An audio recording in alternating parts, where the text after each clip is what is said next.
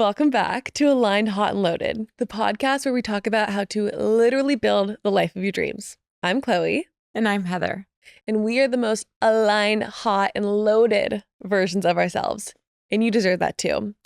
And here's what we know to be true. Alignment isn't just a mindset thing, it's biological. And there's an entire system in your body that is determining right now whether you feel calm, grounded, anxious, overwhelmed, safe, or stuck in survival mode. And most people have no idea that it's running in the background 24/7. And today, we're going to get into that. We're going to get into the nervous system, what it actually is, why it matters, and how regulating it quite literally changes everything.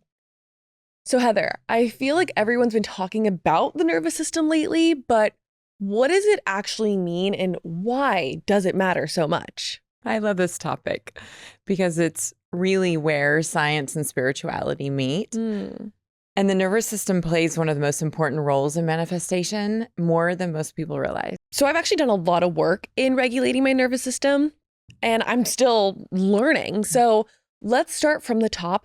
What is the most important part of the nervous system? Actually, the vagus nerve is one of the most important parts of the nervous system. It's the longest nerve in the body and runs from the brainstem all the way down through your neck into your heart, lungs, and digestive system.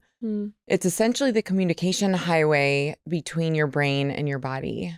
And it's the primary nerve of the parasympathetic nervous system, which is responsible for rest, recovery, healing, and emotional regulation.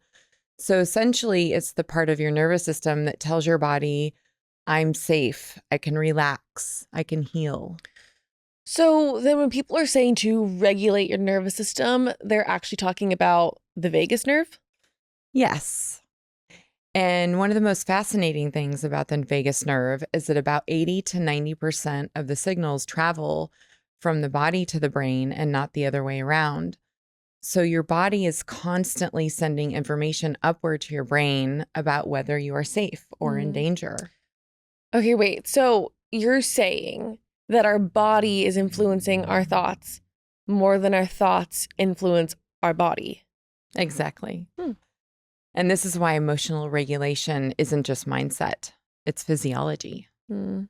If your body feels unsafe, your brain will generate thoughts that match that state. But if your body feels safe, your brain starts producing calmer, clearer, and more empowering thinking. And that makes so much sense because, I mean, like everyone, when I'm stressed, I cannot think straight. So what's happening then when you're in survival mode? Because mind you, so many of us are living in that and we don't even realize. When you're in survival mode, the brain reduces activity in your prefrontal cortex, which is responsible for creativity, decision-making, intuition, and long-term thinking. And I kind of hinted at this. I've been there. I mean, I was totally living in this cycle for years where I was in this fight or flight survival mode. And I felt not only physically so low and like heavy, my energy felt so low. And I mean, you might have seen it even in some of my glow up videos that I've posted. You can like see my energy change. So you can see it in my face and my energy when I actually was able to regulate my nervous system. So then how does the nervous system connect to energy and our frequency? Yeah, when your nervous system perceives danger, whether it's physical or emotional, the brain activates the fight, flight, or freeze response. And your heart rate increases, your muscles tense, your digestion slows, your body becomes reactive, and your brain begins scanning constantly for problems. And I think I was in that mode for so long that it became my baseline and I didn't even realize until, looking back years later, it's like, whoa, it's so crazy. Yeah, so many people are living in chronic stress. Their nervous systems are never fully returning to safety. And when that happens, your baseline identity becomes anxious, reactive, defensive, and overwhelmed. And this connects directly to your subconscious programming. Your nervous system is constantly teaching your subconscious what the world is like. If your body feels unsafe, your subconscious begins believing the world is dangerous. Would you say the world, like we think the world is dangerous, or like my body is dangerous? Your body feels Mm, like the world is dangerous. mm. And going back to some of those, like the beliefs that you were listing, I mean, I have felt all of those self-limiting beliefs, and I've worked really hard to let a lot of those go. So you're saying that emotional regulation isn't just about feeling calm in the moment. It's about literally rewiring who you believe you are. Is that right? Yes. Hmm. Yeah. When your body feels safe, your subconscious begins accepting safety as your new normal. So then what I'm hearing is that your nervous system being out of whack makes you anxious, and being anxious leads to you believing that the world is a terrible place. So then your energy it just sucks. And then your external world starts to reflect that. Is that right? Yep. Noted. Awesome. So great. Well, now that we've talked about that and identified that, I want to talk more about like what's actually happening inside your body. You also talked about how the nervous system affects the signal that we put out into the world. So I want to get into that because I think that this is where it connects back to manifestation and what we actually attract. Mm-hmm. Our nervous system doesn't just regulate the body, it also influences the signal we send into the environment around us. Mm. In a sense, our nervous system holds the electromagnetic signal we project to the world. So the question becomes, are we sending coherent signals that organize our life and attract positive experiences? Or are we sending distorted signals that create chaos and instability? When the nervous system is regulated, the signals our body sends become organized and coherent. And when we are stressed or dysregulated, those signals become erratic and chaotic. Mm. So do I raise my vibration and that's what regulates my nervous system? Or do I have to regulate my nervous system and that's what raises my vibration? You regulate your nervous system, and that's what raises your vibration. Okay, that makes sense. From a scientific perspective, what many spiritual traditions call raising your vibration can be understood as creating heart-brain coherence and nervous system regulation. Your emotional state literally changes your heart rhythms, brain waves, and nervous system balance. So when you intentionally generate emotions like gratitude or love, you're literally changing the electrical environment of your brain and body. And that internal shift influences perception, behavior, decision-making, and the opportunities you recognize in your life. Mm. That's so interesting. And I want to dive into that a little bit more, like the heart-brain coherence. How exactly does that then connect to the vagus nerve? The heart and brain are deeply connected through several pathways, but one of the most important is the vagus nerve. Heart-brain coherence refers to a synchronized and harmonious pattern between heart rhythms and brain activity. Scientists measure this through something called heart rate variability, the HRV, which we can see on our Aura or Whoop. Not sponsored yet. And the higher the HRV, the higher the heart-brain coherence is. And your HRV is the subtle timing between heartbeats. So when someone experiences elevated emotions like gratitude, appreciation, compassion, and love, their heart rhythm becomes smooth and wave-like instead of chaotic. Okay, cool. These coherent rhythms send stable signals up the vagus nerve to the brain. So the heart is constantly informing the brain about the body's internal state. Okay, interesting. So I have to ask because I'm getting married in just a few months. And I've been thinking so much about this, just like love and what's actually happening in my life and in my body. And I know we've talked about this, but love is one of the highest frequencies that we can be and feel. So tell me the science behind that. So oxytocin helps regulate the nervous system and lowers the stress hormone cortisol. And when love and connection are present, cortisol decreases, inflammation decreases, and immune function improves.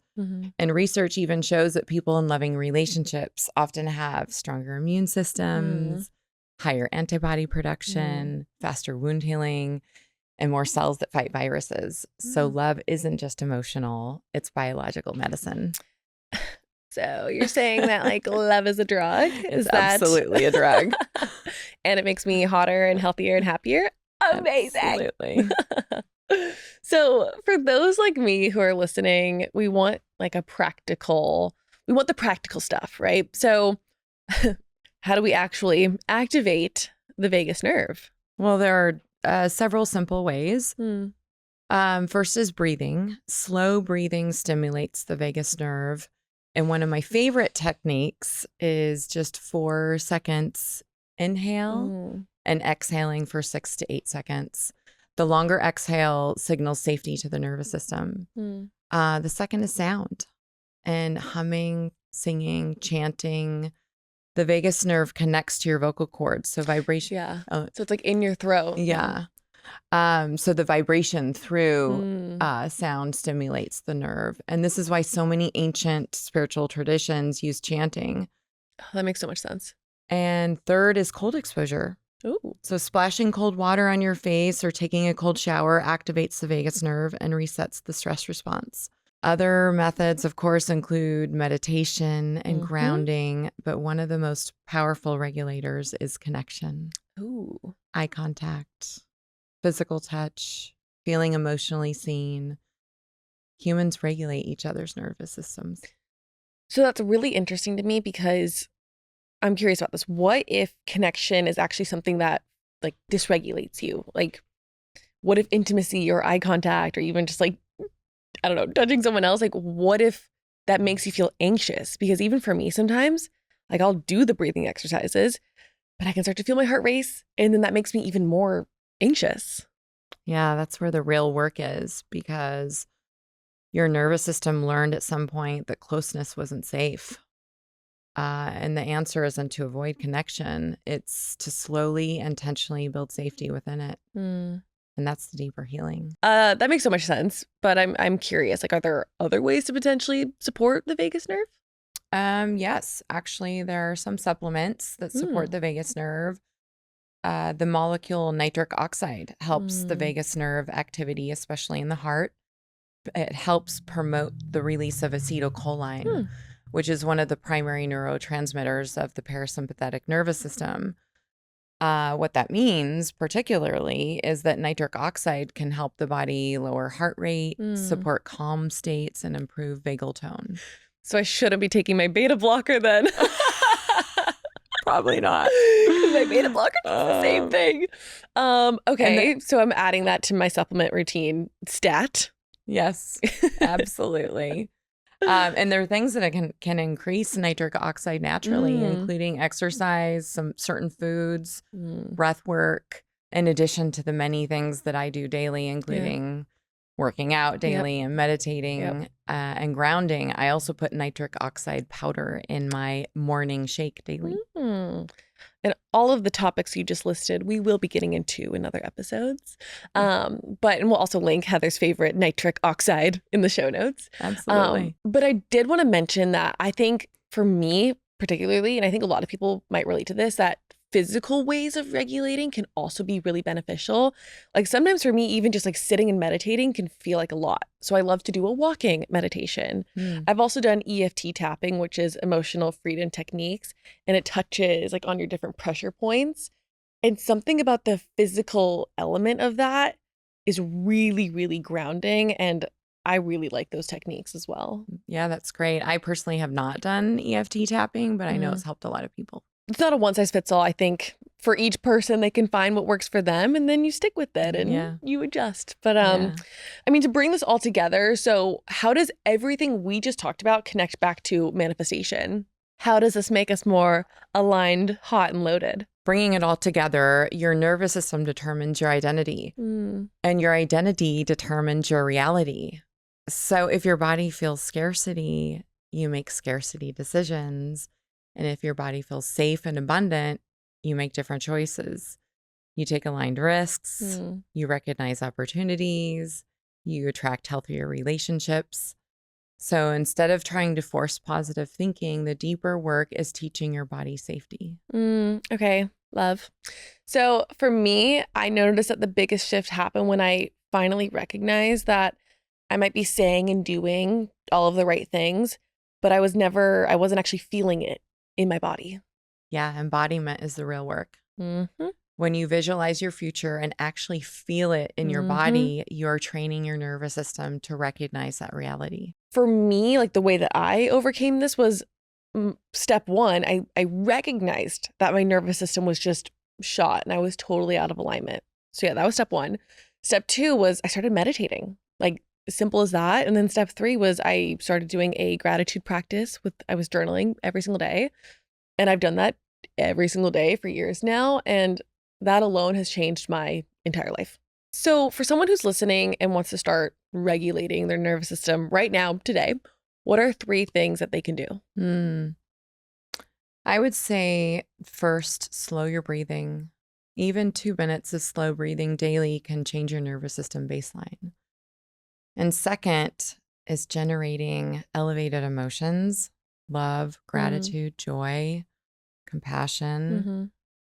And third, embody your future self. Ask yourself, how would the grounded, calm, abundant version of me move today? Your nervous system doesn't know the difference between imagination and reality. So when you practice safety and alignment on a regular basis, your body begins to believe it. I mean, I just love that because it doesn't have to be complicated. It should actually feel really empowering and not overwhelming because, again, it's pretty simple. Yeah, exactly. It is. Emotional regulation is a skill. And when you master it, you don't just change how you feel, you change your biology, your decisions, and your life. Just feel calmer talking about this. That's the power of the nervous system regulation. It's contagious. Oh, I love it. So, Heather, this was so much fun. I feel lighter. I feel calmer. So let us know in the comments or in my DMs how you plan to regulate your nervous system and if there's anything we missed. Thanks for listening. Be sure to give us a follow on Instagram and leave us a 5-star rating. We'll see you next time.